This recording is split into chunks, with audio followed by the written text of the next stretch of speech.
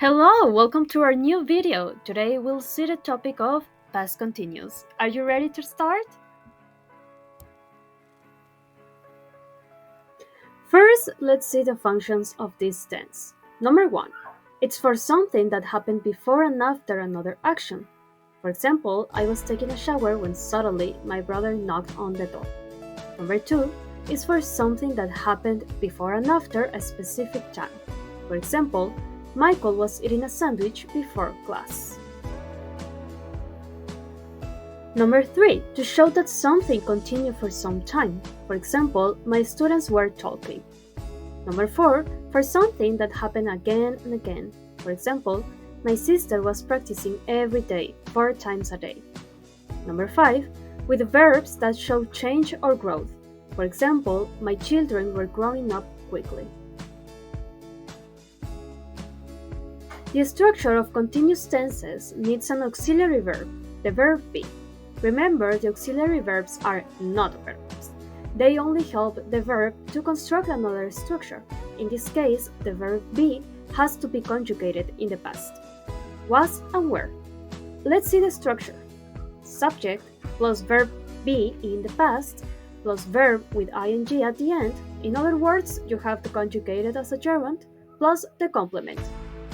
For example, Luke and Annie were doing exercise a couple of hours ago.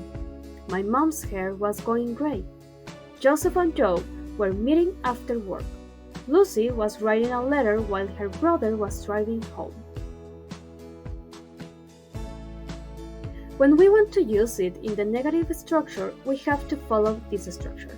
Subject plus verb be in the past plus not. In the case of negative structures, we can use the contractions wasn't and weren't, plus verb with a gerund, plus complement.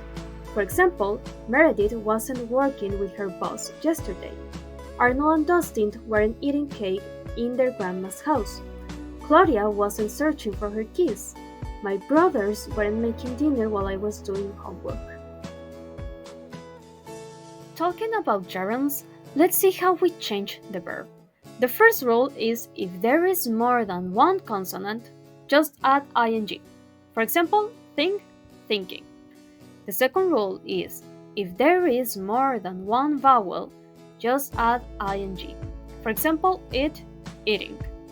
The third rule is if there is one vowel and one consonant and the syllable is stressed, double the consonant and add ing.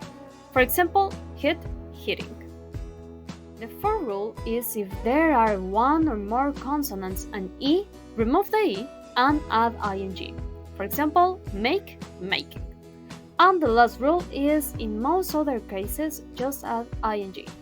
For example, play, playing, see, sing, watch, watching. Until now, we have seen two different structures in the past, the simple past and continuous. The first one is to describe an action that happened at a past time. The second one describes actions or states that were happening at a past time. Just remember this small difference between these two tenses. Thank you for watching.